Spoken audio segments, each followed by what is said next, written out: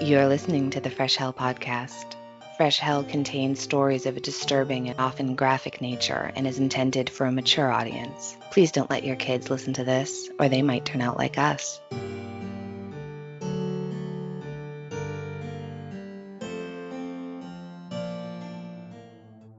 California has the largest population in the United States and the site of some of the most famous true crime cases in history.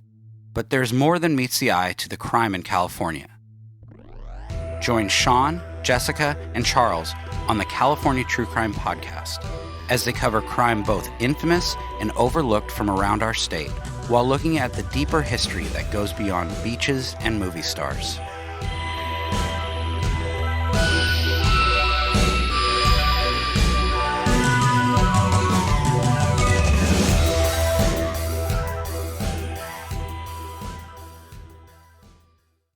Hi, and welcome to another episode of Fresh Hell, your international podcast for all things terrible. I'm Johanna from Vienna, Austria. And I'm Annie from Boston, Massachusetts, and you just heard the California True Crime Podcast promo. They've got a really deep dive of the Steven Stainer case, which is one that we're hoping to cover down the road. That whole family, it's such a tragedy. That story's intense. It's bad. Yeah. But I do love podcasts that concentrate on certain parts of the world, like they do with California. I think you can find out everything that happened in your area through them, and that's super interesting. It is. Or you can focus only on crimes that happen in places far away from you if you're a chicken like me. Sometimes I'm a chicken, no chicken shaming, So aliens in the Dyatlov Pass. Tell me more. I want to know all about the aliens in Russia. But the Betty and Barney Hill case in New Hampshire, which I promise I will cover, that's too close to home. And honestly, every time I start to do it, it scares me a little bit because, I'm afraid of aliens. Yeah, and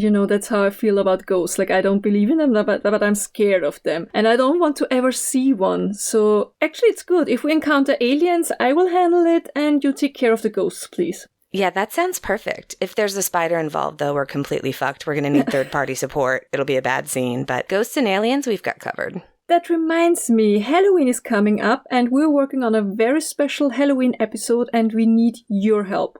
Yeah, listen up, spooky hellions. So if you have an interesting story about a paranormal experience or a ghost encounter or some other just creeptastic kind of happening and would love to have your story on our Halloween episode, please send it to us via email at freshhellpodcast@gmail.com. Also include how you want your name and location read. Your preferred level of privacy is clear. So hopefully that makes sense. Jane Smith in Springfield, United States. That's right, or Anonymous in Canada. And we received some really good stories already. You all know that I'm not a believer, I'm a skeptic of these kind of things, but your stories already gave me goosebumps when I read them. So this is definitely going to be an interesting episode for me.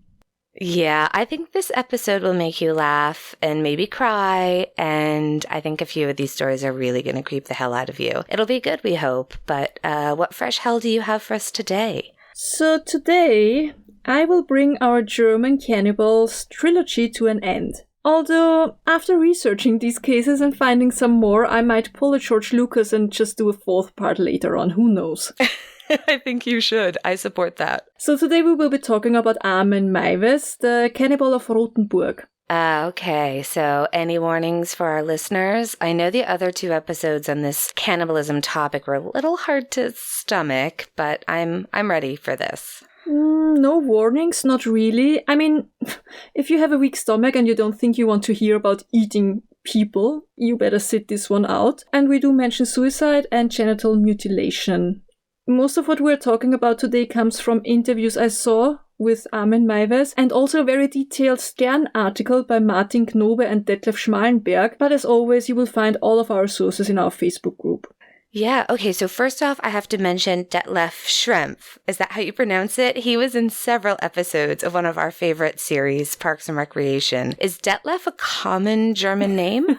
It is a very German name, let's say it like that. Yeah, Detlef Schrempf, the basketball player. Yes, he plays himself in Parks and Recreation. Yeah, he also played himself in 2 episodes of my favorite soap opera, but that was back in the late 90s, I think. Oh, right. Gute Zeiten, shitty Zeiten? Close, very close.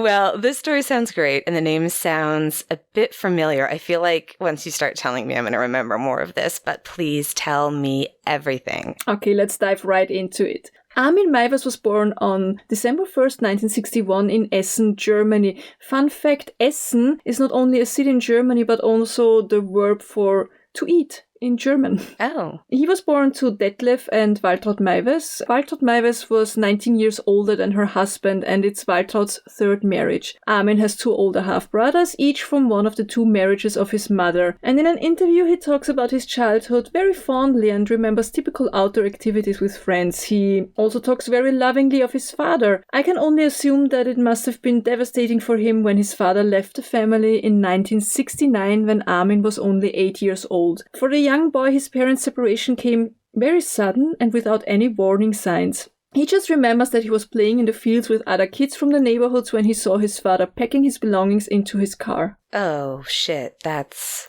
awful, isn't it? That's like...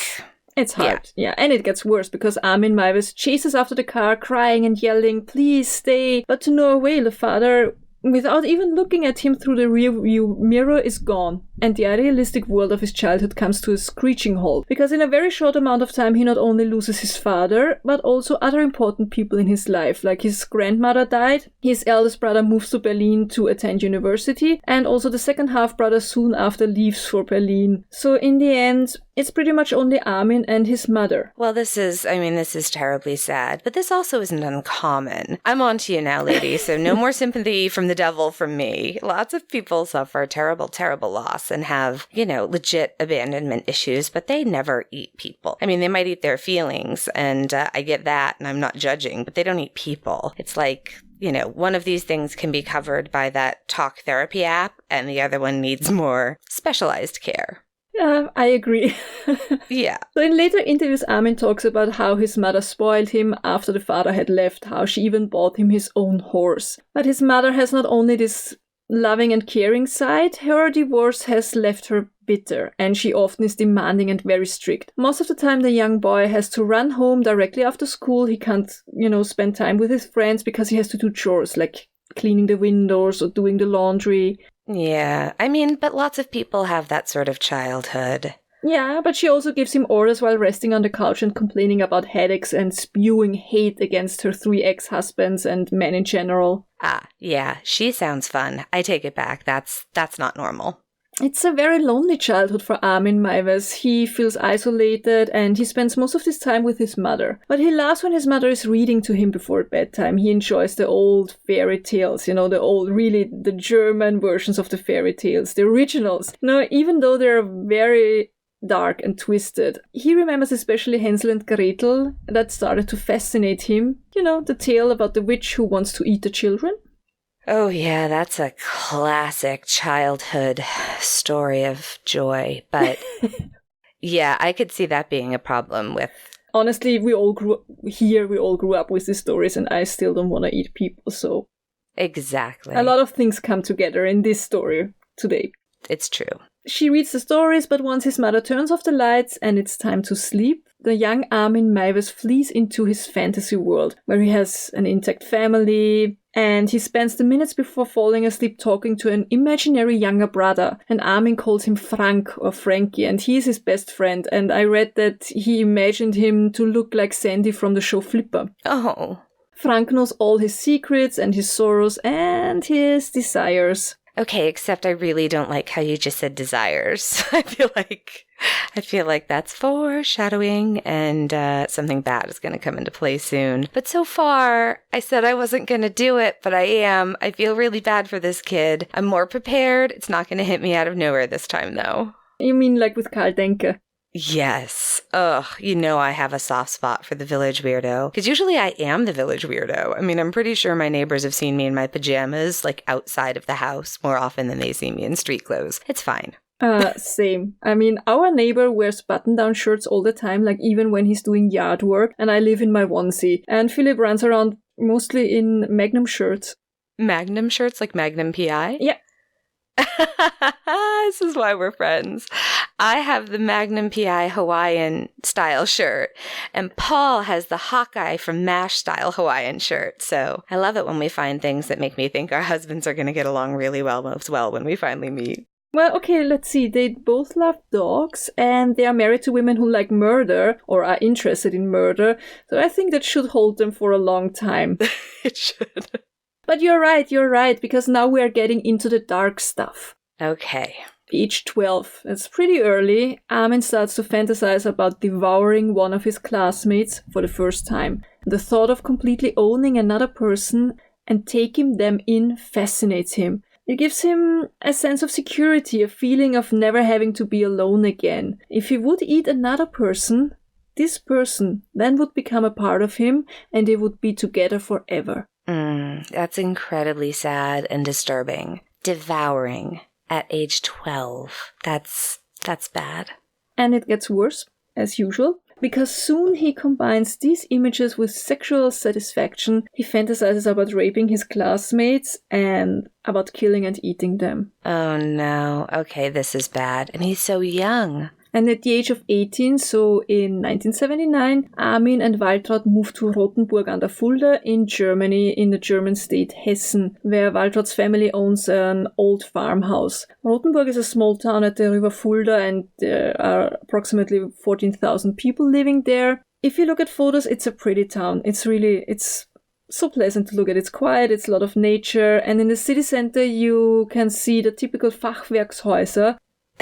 I tried to find it. I could not find an exact English translation, but it's basically like a half-timbered construction and the bearing beams are visible in the walls of the house. You know what I mean? Yeah. So you sent me the picture of his house, and it reminds me a little bit of like English Tudor houses. Yeah, kind of. It's very pretty. I like it. Nowadays, those houses are really high in demand and therefore they are often super expensive. This kind of construction used to be very common in the north of Germany or also in the Netherlands, for example. So Waltraud and Armin Meiwes move into one of those typical houses, but their house is huge. It has 44 rooms.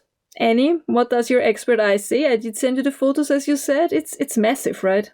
It's huge, and it looks really impressive from the outside, but the interior is, I'm not exactly sure when this was taken. It's like a little bit like a cross between Hoarders meets Fixer Upper, like #shiplap. I don't know. It's very, the inside's a little rough. I think the photos were taken after the police, raided the house. So okay. But still, I think so too, the inside of the house. The rooms are very small and the layout of the house is pretty, I don't know, how would you call it, contorted or like angular? Yeah, it's awkward. It's different. It's the complete opposite of a loft. Yes. It's more like my house. It's like lots of weird little rooms that connect to each other. Yeah, and Waltraud's taste in furniture didn't help that cramped feeling at all because she clutters all the rooms with antique furniture. Many of the rooms are set up as guest rooms. The beds are always freshly made in case guests suddenly would arrive. Okay, yep, she sounds exactly like me then, because I've got a weird little house full of antiques, because I have hardcore old lady taste, like I love me some mahogany and a doily. And I have 2 guest rooms that are usually made up in case people stop by. Yeah, okay, but unlike your house, nobody ever comes for an overnight visit in their house. Oh no. Okay, that is sad. It's a little bit sad, yeah. On the rare occasions when neighbors come over for a cup of coffee, Waltraud is always very polite, very charming to their guests, but very rude and condescending to her son, who serves them the coffee. She really hates men, huh? It looks like. I mean, kind of get it, but it's not the son's fault, you know? No, until you said that, I thought it was like he was a real mama's boy, but she hated all other men, except her precious son. But now it seems like she was awful to him. So, because Armin Meiwes was so used to serving and taking orders without any backtalk, what else could he do than deciding to join the military in 1981? He signs up for 12 years. He's the perfect soldier, but he's also very well liked by his subordinates. He's always helpful, always understanding. Most of the time, Armin Meiwes is stationed in the local garrison right there in Rothenburg, so basically every night he can sleep at home.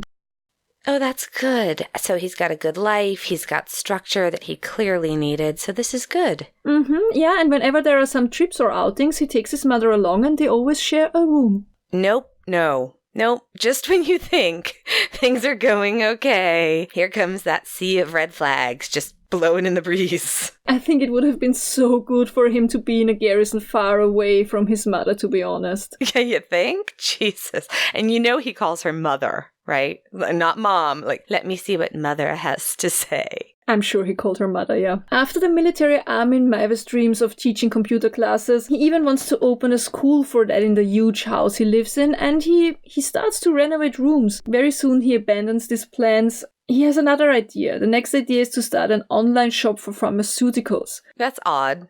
It's a little bit odd. Doesn't matter because, again, he doesn't go through with it. He seems to be incapable to go through with his dreams of self-employment, so he starts working for a company that processes bank data. Most of his salary goes to his mom. Of course it does. After work, he spends his time in his fantasy world. He loves to read books about people like Jeffrey Dahmer, Fritz Hamann. Yeah, Fritz Harman. He was one of our previous cannibals, right? I think it was episode 19. You know it, yeah. Armin Meiwes is fascinated by him, and I mean, he's pretty much fascinated by everything that has to do with cannibalism.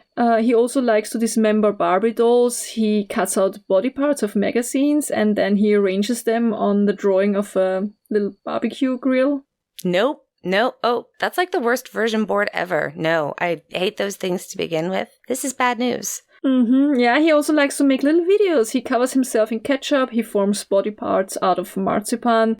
Oh. All of these things he keeps locked in a safe out of his mother's watchful eye. I think his fantasies are the only thing he keeps as a secret from her, if that makes sense. Yeah. But it's not only his mother who is clueless, also his neighbors. They don't think anything is wrong with Armin. He's polite, he's helpful, he's kind, he's reliable. He does things like mowing the lawns for his neighbors. He goes on trips with his co-workers. He has such a calming voice. He often smiles. There's especially one neighborhood family. They are from the Lebanon, and they have a very close relationship with him. He invites them over for dinner. He repairs their cars. He teaches the oldest son how to drive, and he also invites the youngest son to play with him and his model trains. And when the family moves back to Lebanon, he visits them 4 times. Oh, that's nice. And I could see all of your alarm bells out there going off right now when I said that he invited the kid to play with his trains, but there is no indications that he molested his neighborhood kids. I think he just really liked kids. He would often talk about having a big family with many kids, probably because of his own lonely childhood. Oh, yeah, totally. I get that. And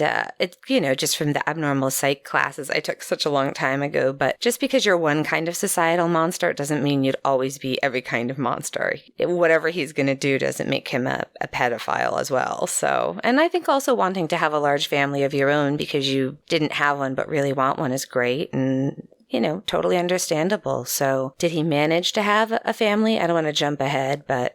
Well, okay, so there's the thing. He really never had any intimate relationships with women. One time he did put up a framed photo in his office and he tells his colleagues that this is his girlfriend, but later it turned out that they only kissed once. That was it. Another time he tells everyone he's engaged, but in reality he only gifted a ring to an acquaintance. Oh man, see, now I'm feeling badly for him again. Yeah, and then there's this one time where he had a date with a woman, and when he showed up to pick her up, Waltraud Meiwes was sitting in the backseat of the car. Mother?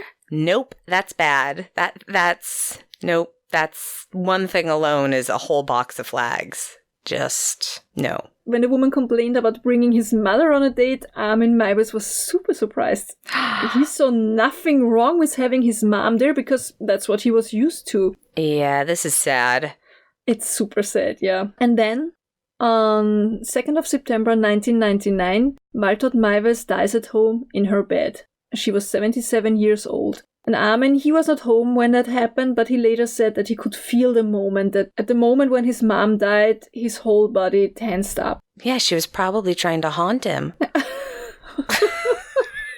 So sorry, but she was awful. Poor guy. Like, seriously, I know this is gonna be one of these episodes where people say, you feel so sorry for that guy, but I mean, I kind of feel sorry for that guy, yeah. I do feel sorry for that guy. Right now, I do. I mean, I don't see how we feel at the end of it, but this is a hard life. So now at the age of 37, he's completely alone and without his mother's supervision for the first time in his life. And that's when his cannibalistic fantasies completely take over. He finally gets internet installed in the house and a whole new world opens up to him. Oh, see, it's like exactly what my mother thought would happen if I watched MTV.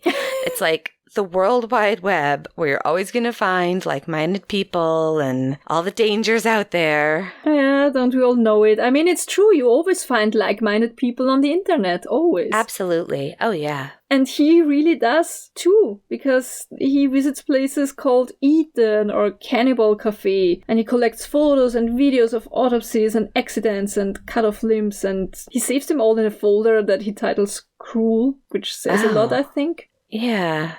He even starts his own Yahoo group. Remember those? The Yahoo groups? And there he publishes his poetry and his short stories, and one is titled The Hustler. Oh, can you tell us it? I have a little quote only from it. Okay. Quote. The hustler said, "You're all I've got and all I want. Let me become part of you." I said, "That's not possible unless I eat you." He said, "Then butcher me. You are the only one who cares about me." I replied, "But I love you." He said, "That's why I have to do it." End quote. Oh. I'd say he was definitely not the most talented author. I don't know. Yeah, I think that's fair. But I think these stories were kind of traded between the other cannibal people, the people with similar fetishes. Sure. Because he saved a lot of these stories and poems on his computer, but he also saved recipes, like, for example, breaded liver of young men or penis au vin. What, he couldn't call it coq au vin? So under his username Frankie, he chats with over 400 other users. Some of them want to eat human flesh. Others want to be eaten. Armin Meiwes posts over 60 personal ads in the cannibal groups. He writes things like, quote, "Looking for young, well-built man who wants to be devoured by me. Please include full body shot," end quote. And does someone answer? I'm guessing someone does, because, you know, this is a thing called, I think it's called VOR, which is short for, is it vorepophilia? I can't exactly remember, but it's basically the desire to eat someone or be eaten by someone or watch someone eat another someone for sexual gratification purposes. I don't remember much more about it. Abnormal Psych was 20 years ago, but I don't even think it's in the DSM because it's usually totally fantasy-based. Yeah. Usually. No. You're right. Uh-oh. Usually. But when a guy named Matteo answers one of his ads, Armin starts to set up a slaughter room. He puts in a metal bed with 2 nightstands, on it some comic books. He puts in a long garden table. He puts in his grandmother's axe. Oh, shit, there's always an axe. Fresh hell. All the axes, all the time. Yeah, what's up with that? I don't know. Okay, what else does he put in there? Alright, yeah, he puts in 2 radiators because Matteo wants to be grilled alive. No. He wants to be grilled alive on a radiator? Oh, usually I would say your kink isn't my kink, but your kink is okay, but this is a whole other level of problem. This is really like crossing from kink or fetish to, you know, serious mental illness here. I think I agree. Look, if you fantasize about stuff, of course, unless it's illegal, just go ahead. I'm not kink shaming. We all have something that we fantasize about. Yeah, as long as it's consenting adults, you know? But some of this stuff here, I don't know, it's kind of unhealthy, I think. Yeah.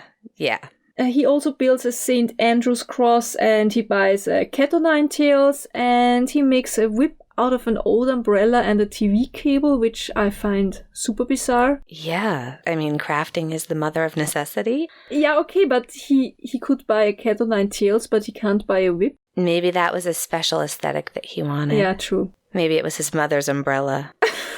I mean... And he also builds a cage. And then he goes on and isolates the room with old mattresses. He nails them to the walls.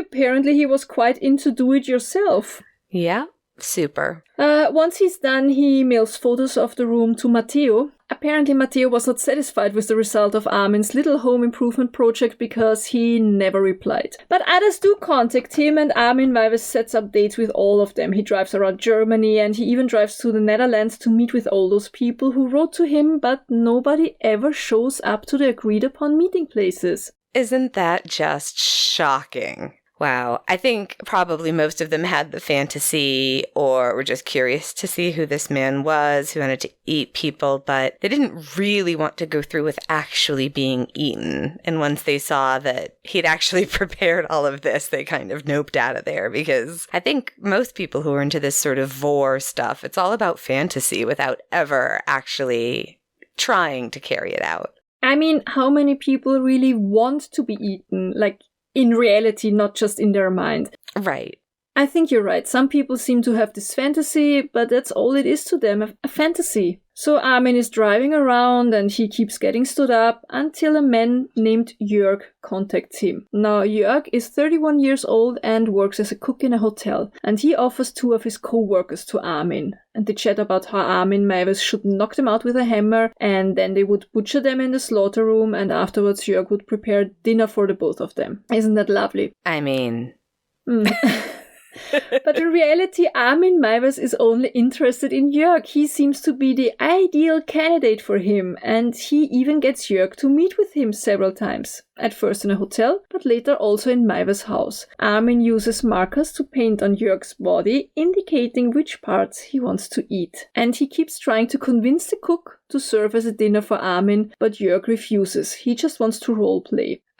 See, this is really so interesting to me, because that would be the norm for people who are into this sort of fetish. Just that would be the norm. He wants to role play. He doesn't... You just wonder, with all of these people that he was with, at what point did they suddenly realize that it was more than a fantasy for him? It was something he was serious about carrying out. And how fortunate did those people feel to get out? Do you know what I mean? Yeah, and Armin Meiwes later states that he even had the possibility to kill Jörg because he was lying there on the table in the slaughter room and he was all tied up. But he lets him go because Armin Meiwes only wants to eat a man who wants to be eaten voluntarily. This is a big part of his fantasy. This is the only way for him how he can ever become one with another person.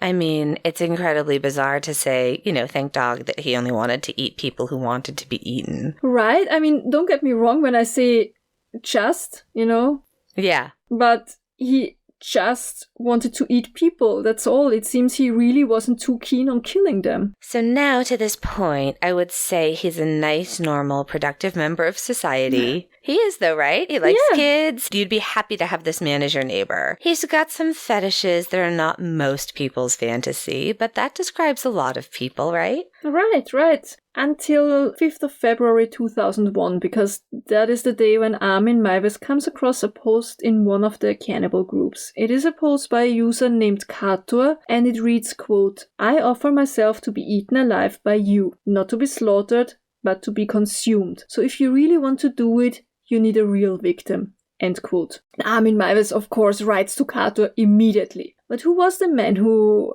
was hiding behind the name Kator? And why would he seriously offer himself as a cannibal snack? So in real life, Kator's name was Bernd Jürgen Brandes, and he is 43 years old. But he tells Armin Meiwes that he's 36 years old. Ugh, the internet.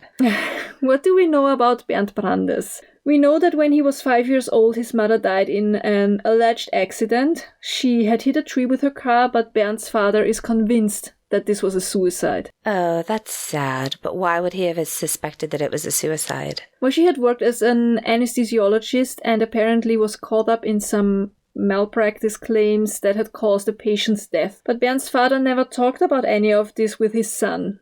So now is the question, did Bernd blame himself for his mother's death? Kids tend to do these kind of things. Sure. It's possible, according to psychologists. Apparently he started to have fantasies about being fried and eaten as a very young child already. Oh no, that's not normal, is it? Mm-mm. No. I mean, I'm not a parent, but I feel like that's not normal.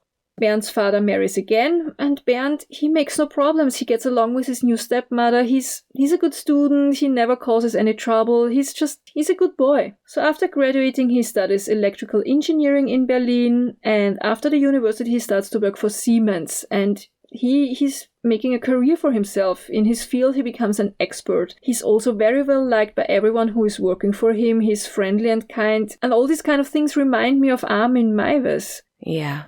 Mm-hmm. Other than Meiwes, Bernd meets a woman, She's called Ariane, and in 1987 she answers to one of his lonely hearts ad. And it's definitely not love at first sight, but they like each other well enough, I guess, and they start dating, and after 1 year they move in together. Everything is normal, safe, nice. Even their sex life is good. Ariana never suspected any of the deeply hidden desires her boyfriend has. She would have never guessed that he wants to be hurt or humiliated, and worse, that he dreams of being eaten alive. Again, it just makes me so sad. It's so sad. The thing that makes it so sad is I think he could have been helped. I think both. Bernd Brandes and Armin Meiwes could have been helped somehow if they would have gone and seen, a specialist. I agree completely. Well, but nevertheless, in 1994, Bernd Brandes and Ariana, they break up. They barely talk to each other anymore. Not even couples therapy changed that. Bernd is already too deep involved in his secret world. He meets Emanuel, a male sex worker, and the two start having a relationship. Bernd starts to work out. He's in great shape. He's having a great time. They go out partying. They have fun. They have a good time together. Good. But in the privacy of their bedroom, Bernd wants to explore sadomasochistic practices more and more often. He wants to be threatened and humiliated. He asks Emanuel to whip him and bite him in his penis and testicles. One time Bernd hands his lover a kitchen knife and he begs him to cut off his penis. And Emanuel thinks it's just that it's role play. He doesn't think for one moment that Bernd's demands are serious. Okay, so Bernd is getting more and more into the vor fantasies, and some of it does have an S&M component, like biting or cutting a little bit consensually, but I don't know, BDSM and vor are very different things, and that's pretty much all I know about that. Yeah, I think their fantasies were too different. Their relationship also doesn't last. So Bernd is dating men and women, and he outs himself as bisexual. And his next long-term relationship is with a man named René, and the two move in together in 1999. And René thinks they are building a future together, but that's not what Bernd wants. Whenever his boyfriend, who works as a baker, goes to work in the middle of the night, Bernd spends hours in front of the computer and frequents cannibal groups, where he posts his ads, offering himself to be eaten. And that's where he meets Frankie, also known as Armin Meiwes. And they soon come to terms and they agree on a day when they would meet. Bernd is supposed to travel to Rothenburg where Armin will wait for him. Armin Meiwes sends Bernd a photo of his teeth, tells him how they will tear his flesh. Now I have found a translation here. In Harper's Magazine, they printed a little excerpt from the book Interview with a Cannibal, The Secret Life of the Cannibal from Rothenburg by Günther Stampf. And that book includes a chat between Bernd and Armin, who also used the chat name Anthrophagus, after the man-eater Anthropophagus. Annie, would you read that with me? Yes. That's this document you sent me. Hang on. Let me just look at this. Do you want me to read the part of Bernd or Armin? You read the Kator, so Bernd. Kator, okay. So this chat takes place after they already agreed on a date when they would meet. Okay, so, hello? Hi, Kator. What do you do professionally that you're up so late at night? I can't sleep well anymore because of our meeting. That's a sensible reason. Yesterday I was incredibly tired. It was a stressful day. I'm in telecommunications. Oh, that sounds interesting. I believe you. I'm looking forward to our meeting. It will definitely be really cool. I want it to be. I hope it'll be really cool. Are you setting an alarm clock? It's only a few days until March 9. Still, I would have rather met you yesterday and felt your teeth. One can't have everything. There's still some time before you really feel my teeth. I hardly know what to expect. Have you slaughtered a man before? Unfortunately, only in my dreams, but in my thoughts I do it every night. So I'm the first? You have eaten human flesh before, or you haven't? No, you don't exactly find it in the supermarket, unfortunately. How do you know if it will taste good to you, or that the blood won't make you sick? I'm readying myself with my dreams. Once I was so excited, I grabbed a needle and drew my own blood so I could drink it. And your blood, it tasted good to you? It was quite tasty. Once I was drilling some holes and the drill slipped right into my hand. That was a real treat. Blood is the juice of life. It contains everything a person needs for nutrition. Then I hope you won't wilt, that you can really see it through without a problem. To bite into your penis will certainly not be easy. Living flesh is somewhat more resistant than fried, but one thing is certain, our dream will be fulfilled. But there's not so much in it as there is muscle. Yeah, but the penis is principally a spongy material filled with blood. For both our sakes, I hope that's true. I hope you have also already thought about what's to be done with the rest. Fulfilling the dream shouldn't become a nightmare for you. No one will know where I've disappeared to. After you're dead, I'll take you out and expertly carve you up, except for a pair of knees and some fleshy trash. Skin, cartilage, tendons. There won't be much of you left. There will be a good bit. Like the knees. I hope you have a good hiding place for them. I'll dry out the knees and grind them up soon after. Okay, they're good as fertilizer. I heard that once. I see you've thought about it. Good. Sounds like I'm the first. And you won't be the last, hopefully. I've already considered catching a young person from the street, but I would rather kill only those who want to be killed. That also doesn't sound bad. But yeah, seeing as it's not so totally legal, this, in my eyes, is better than yanking somebody directly off the street. Exactly. I'd do it if it were legal. Oy. Okay. End quote. This is... That was hard to read. This is so different from your other cannibal cases, and this is just so awful and so fascinating. Yeah, so very different. So different. So, 9th of March 2001, Bernd Brandes gets on a train to go to Rothenburg. But before he leaves, he deletes everything from his computer and he takes off from work. He tells his boss that he's going to London to see an expert for his hair loss problem. He pays his train ticket in cash because he doesn't want to leave any trace. He just wants to simply vanish.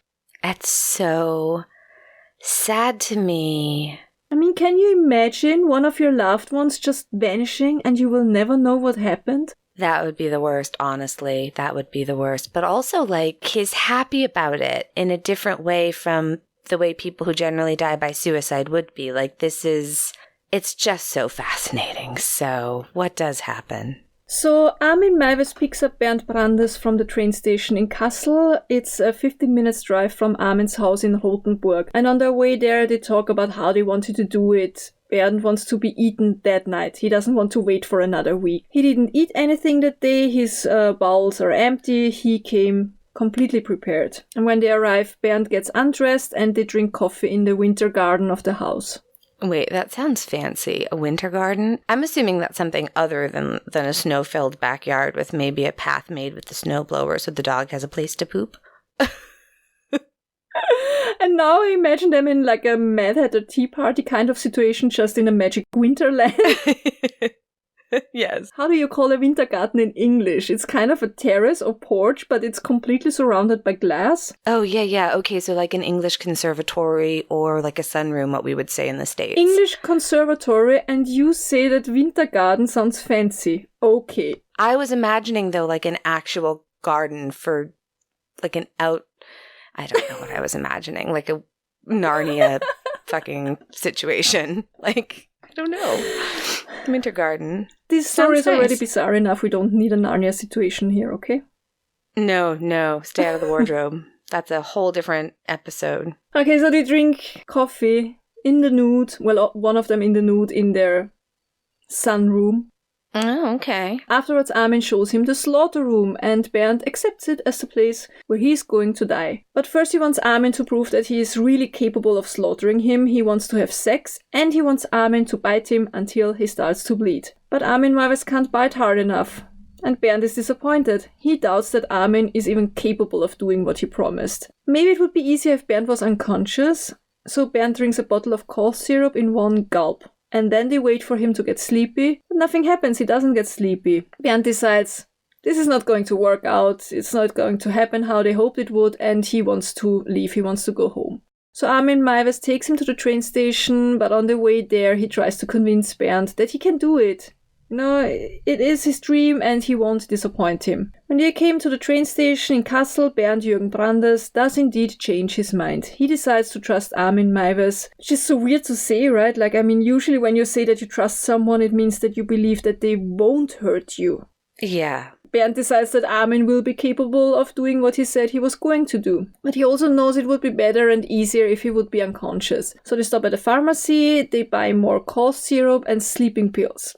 Well, I checked, they got Vivinox, which you can get without prescription, even here in Austria. And in Austria, almost everything that works needs prescription, so my guess is that Vivinox is not very potent. It's diphenhydramine hydrochloride, sorry if I butchered that now, which is, as I understand, an antihistamine.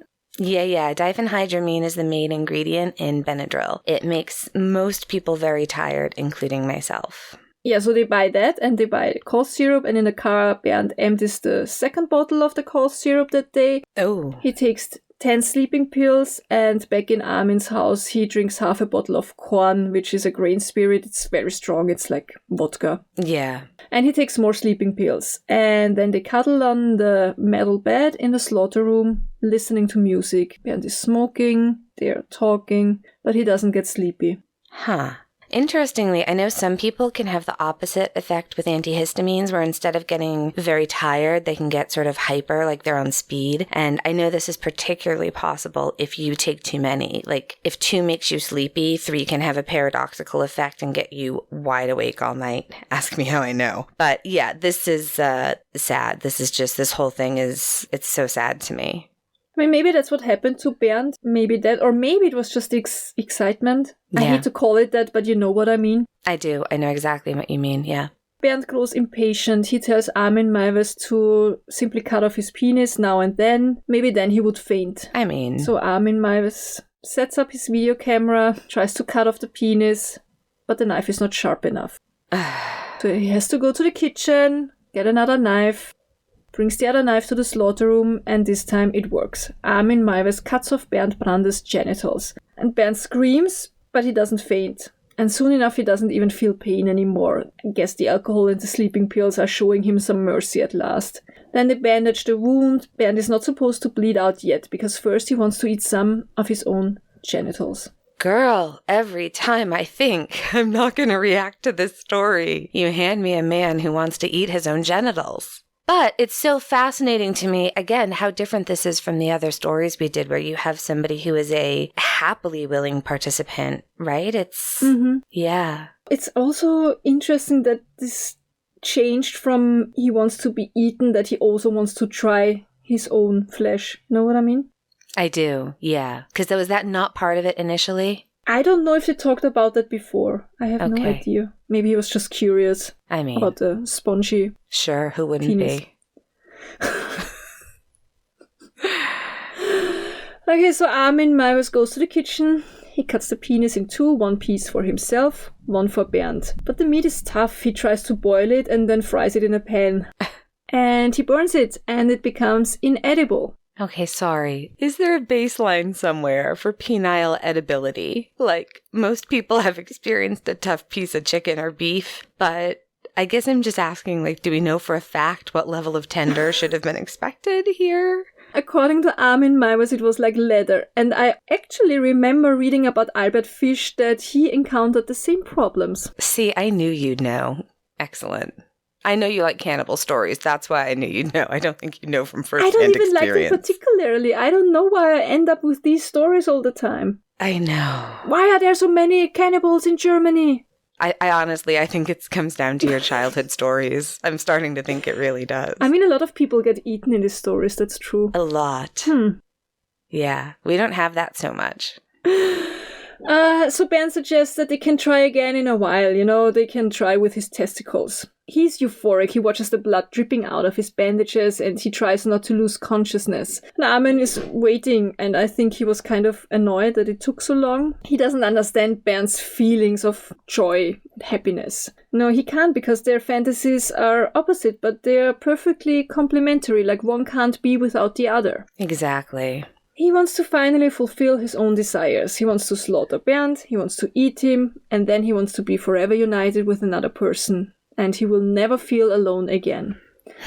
Finally, at 3:30 a.m., Bernd faints, and he's barely breathing anymore. Armin turns the video camera back on, and he puts Bernd onto the garden table in the slaughter room. He then takes the kitchen knife, he kisses Bernd one last time, and then he stabs Bernd. Then he cuts off the head, puts it on the table so that Bernd can watch, and while he cuts the body into little pieces, he talks to Bernd. Then he fills the meat in bags, puts most of it in the freezer, and he buries the bones, the skin, and the organs in his garden during the night while reciting Psalm 23, The Lord is my shepherd, I shall not want. He maketh me to lie down in green pastures. You know how it goes. I'm not gonna go through all of that. Yeah, sure, of course, like a funeral. So yeah, he's giving Burns sort of a funeral. And, from what we know of him, it sounds like it's what he would have wanted, right? I mean, it's hard to believe I'm saying that all these things that he's done to this man, which are in every way horrific, but also what he wanted. Do you know what I mean? But as far as I read, it seems like Bernd really just wanted to disappear completely. Yeah. I think he asked for things like that his bones should be dried. We read it in the chat also, grind them up. I'm not completely sure if he would have wanted a funeral. I also read that Armin did in fact do that with one bone.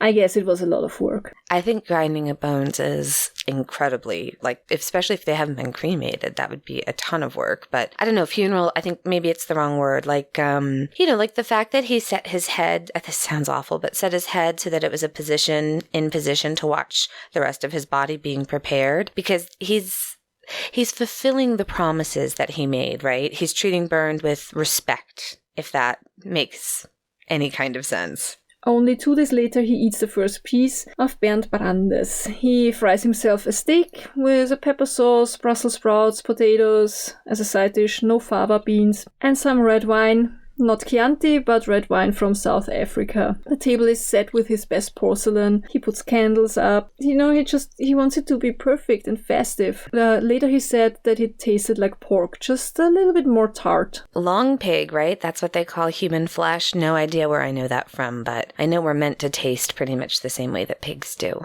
Yes, you are correct. Long pigs, that's what humans are called in cannibal groups. And Armin Meiwes keeps looking for more victims. He meets more men in hotels. He wraps them in saran wrap. He puts needles with labels on them in their skin, says ham or says steak.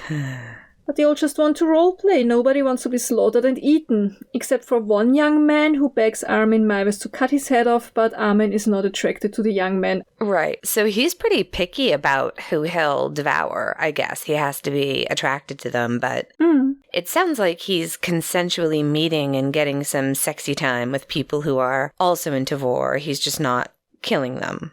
Armin uploads photos of these roleplay sessions and shares them with his cannibal groups. The one thing he can't stop to brag about how he already ate a man once.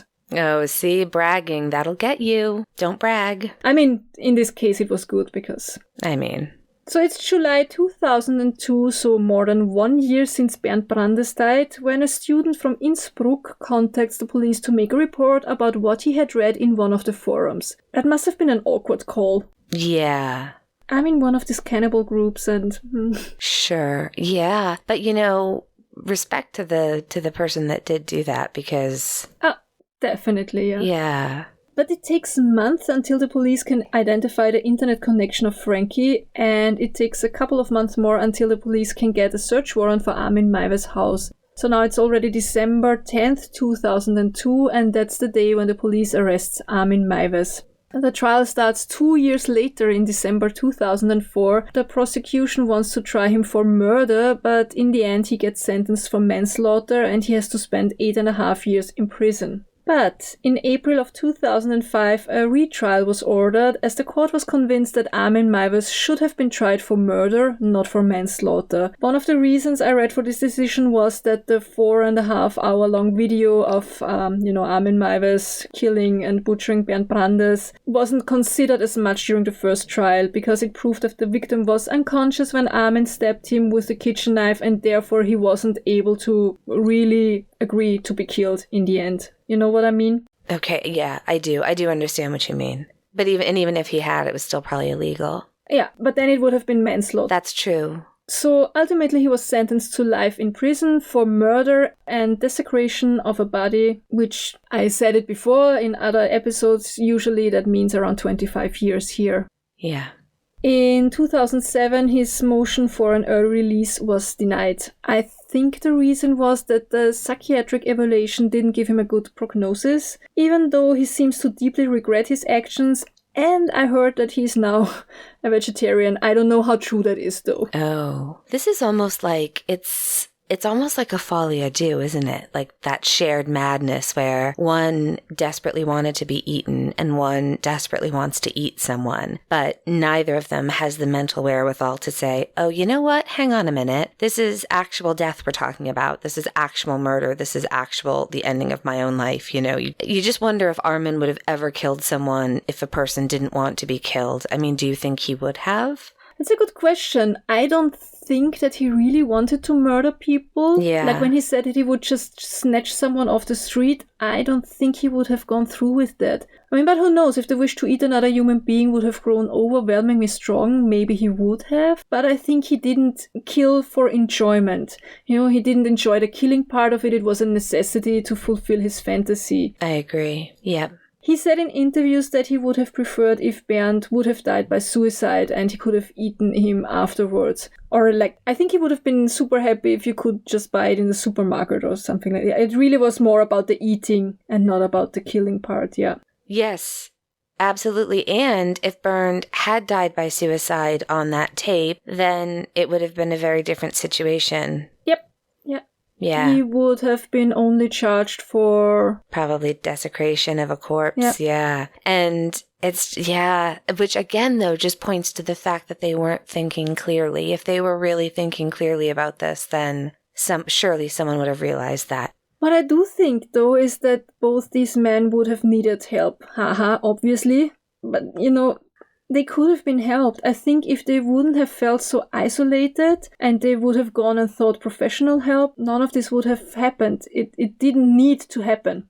Yeah. But then again, Armin Meiwes himself said that he thinks he could have been helped, but that he doubts that he would have accepted help. It would have meant that he would have to give up on his fantasies and he would have probably not been ready to do that.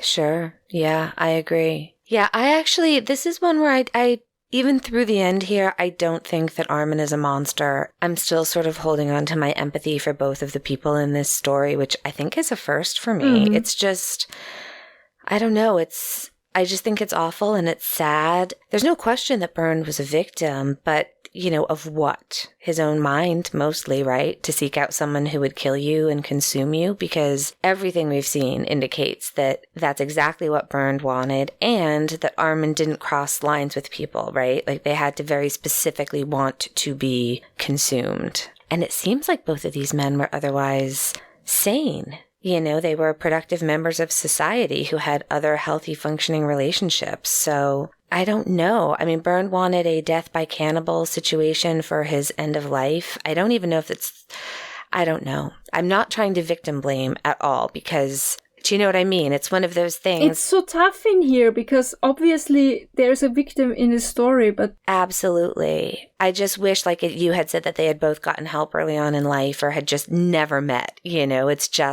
so sad. So is he locked up in a prison or is he in a psychiatric hospital? Do you know? As far as I could find out, he's in prison now, but he might be transferred to a psychiatric hospital after his sentence. Sure. I mean, I would argue that's probably where he should have been from the beginning. It's fascinating. This case to me is so fascinating because it's not just this, you know, the other ones you did, it was like there was such an evil presence, you know, like these guys that were killing victim after victim that, you know, they were just awful. Whereas in this one, it's like there's two victims kind of. It's, yeah, I don't know. Sad. Good. That was a really good story. Thank you. Okay, let's talk about something nice. What is our something good this week? Annie, please don't suggest a Great British Bake Off right now. Well, last week they did do the spotted dick. So I think, sorry, straight to hell. I'm going straight to hell. No, my something good was that I made it to Tammy's wedding. Congratulations, Tammy and Randy. She was... Congratulations. So stunning. She was the most beautiful bride. We had a great time. I'm still recovering from the dancing. I've got all the heating pads and all the meds. I'm probably going to be hobbled for a while, but it was worth it. And I'm sure you've been able to tell my voice is a little bit hoarse from scream singing with people, which is always scream singing always means that a reception is going well. But it was great. And I also went to the Smutty Nose Brewery party for her rehearsal dinner, so I'm going to be sending you a postcard from Smutty Nose. So my something good this week is my new hair color. Well, almost my old hair color. My natural hair color is like wet street dog, you know what color I mean, right? Like, it's not that bad. It's boring.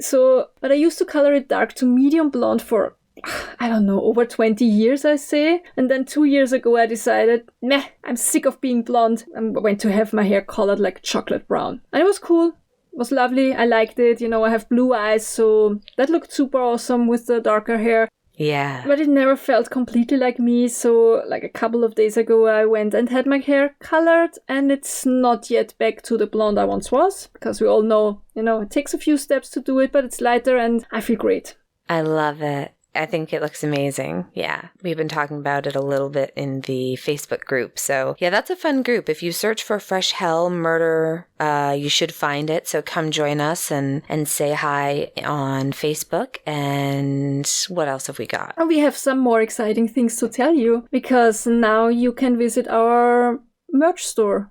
We will link to it in our webpage, that's freshhellpodcast.com, and in our Facebook group and on our Twitter. You will see it in one of those places. Yeah, you'll be able to find stickers and tote bags and different things. I'm ordering hoodies for everyone.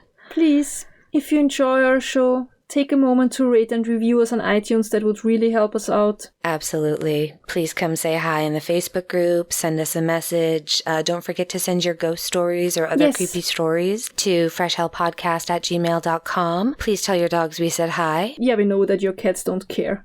They don't care. And as always, if you yourself are going through hell, keep going. Tschüss. See you next week.